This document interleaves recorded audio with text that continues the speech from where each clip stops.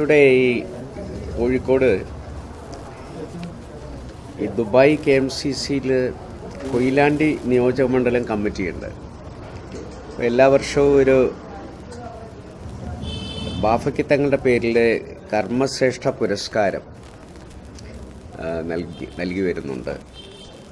2024 വർഷത്തെ പുരസ്കാരത്തിന് അർഹനായിരിക്കുന്നത് TA അഹമ്മദ് കബീർ, മുസ്ലിം MSF-ലൂടെ വന്ന് മുസ്ലിം യൂത്ത് ലീഗിലൂടെ പിന്നീട് ലീഗിൻ്റെ സംസ്ഥാന സാരഥിയായി MLA ആയി ഇന്നും സജീവ രാഷ്ട്രീയത്തിൽ പ്രവർത്തിച്ചുകൊണ്ടിരിക്കുന്ന TA അഹമ്മദ് കബീറാണ് ഈ പുരസ്കാരത്തിന് ഈ വർഷം അർഹനായിട്ടുള്ളത്. ഈ ജനുവരി 19 ദുബായിൽ വെച്ചിട്ടാണ് ഈ പുരസ്കാരം നൽകുന്നത്. ഇതിനു മുമ്പ് ഇത് കിട്ടിയിട്ടുള്ളത് KKV Abubakar, MC Vadakara, K Ibrahim master, PKK Bava തുടങ്ങിയവർക്ക് ഈ അവാർഡ് മുൻകാലങ്ങളിൽ കിട്ടിയിട്ടുണ്ട്. അപ്പോൾ സയ്യിദ് അബ്ദുറഹിമാൻ ബാഫക്കി തങ്ങളുടെ പേരിലാണിത്. കൊയിലാണ്ടി മണ്ഡലം കൂടി ആയതുകൊണ്ട് ആ മണ്ഡലം കൊയിലാണ്ടിയുടെ കൂടി അവിടെ തൻ്റെ കർമ്മമണ്ഡലമാക്കി പിന്നെ കേരളം മുഴുവൻ, ഇന്ത്യ മുഴുവൻ നിറഞ്ഞു നിന്ന സയ്യിദ് അബ്ദുറഹ്മാൻ ബാഫക്കി തങ്ങളുടെ പേരിലാണ് ഈ കർമ്മശ്രേഷ്ഠ അവാർഡ്.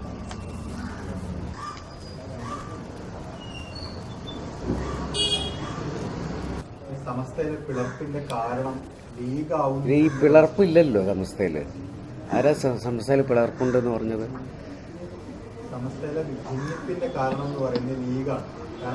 അതല്ല, സമസ്തയിൽ പിളർപ്പില്ല,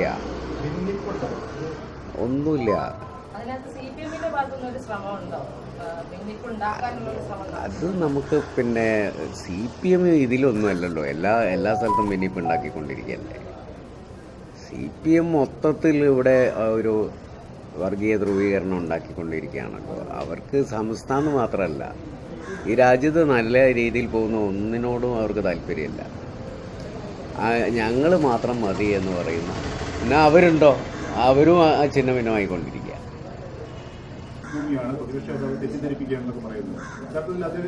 അല്ല, ഏതായാലും മുനമ്പുമായി ബന്ധപ്പെട്ടിട്ടുള്ള വിഷയം എന്താണ് ആ വിഷയം എന്ന് പറയേണ്ടത് ഗവൺമെൻറ്റാണ്. അപ്പോൾ ഗവൺമെൻറ് ആ കാര്യത്തിൽ ഒരു മൗനം വെടിഞ്ഞ് എത്രയും പെട്ടെന്ന് ആ പ്രശ്നത്തിനൊരു പരിഹാരം ഉണ്ടാക്കാൻ ശ്രമിച്ചു കഴിഞ്ഞാൽ ഇത്തരത്തിലുള്ള എല്ലാ ചർച്ചകളും അവസാനിക്കും. അല്ല, അവരതിൻ്റെ മുകളിൽ തീരുമാനം വരട്ടെ, അതിനുശേഷം നമുക്ക് ആലോചിക്കാം. ഞങ്ങൾ മുസ്ലിം സംഘടനകൾ ഒരുമിച്ചിരുന്ന് എടുത്തൊരു തീരുമാനമുണ്ടല്ലോ, അതിനപ്പുറം എനിക്കൊന്നും പറയാൻ പറ്റില്ലല്ലോ.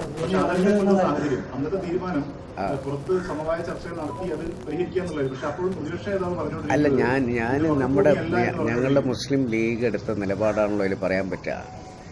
മുസ്ലിം ലീഗിൻ്റെ നേതാവ് ആയ സാദിഖ് അലി ശിഹാബ് തങ്ങൾ അവിടെ ചെന്ന് അവരുമായി പോലും ചർച്ച ചെയ്ത് അതൊരു സമവായത്തിലെത്തിക്കാൻ ശ്രമിച്ചുകൊണ്ടിരിക്കുകയാണ്.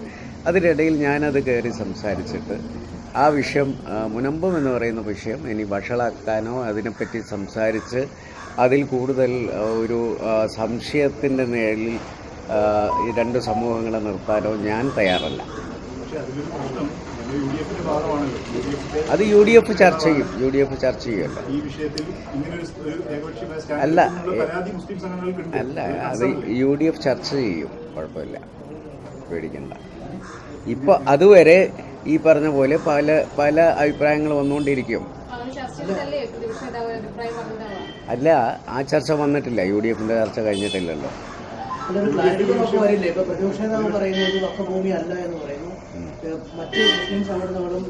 അത് നിങ്ങൾ എന്നോട് ചോദിച്ചിട്ട് കാര്യമില്ലല്ലോ, ഞാൻ പറഞ്ഞിട്ടില്ലല്ലോ.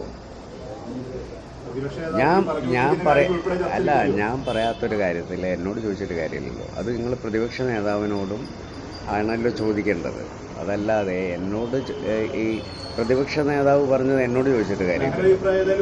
UDF എന്ന് പറയുന്ന കാര്യം UDF ഇരുന്ന് ആലോചിച്ച് പറയും. അതുപോലെ തന്നെ മുസ്ലിം സംഘടനകൾ ഒരുമിച്ചിരുന്ന് പറയേണ്ട കാര്യം പറഞ്ഞിട്ടുണ്ട്. മുസ്ലിം ലീഗ് ഇതിലെടുക്കേണ്ട നിലപാട് എന്താണെന്ന് വ്യക്തമാക്കിയിട്ടുണ്ട്. അപ്പോൾ സാദിഖ് അലി ശിഹാബ് തങ്ങൾ അതിനു വേണ്ടിയിട്ടുള്ള ഒരു സമവായ ചർച്ച നടത്തിക്കൊണ്ടിരിക്കുകയാണ്. നമുക്ക് ഇതിലുള്ള ഞങ്ങൾക്കുള്ള ഒരു അഭ്യർത്ഥന എന്താണെന്ന് വെച്ച് കഴിഞ്ഞാൽ, രണ്ട് സമുദായങ്ങൾ തമ്മിൽ സ്പർദ്ധയുണ്ടാകുന്ന യാതൊരു പ്രശ്നങ്ങളും ഉണ്ടാകാൻ പാടില്ല എന്നുള്ളതാണ്.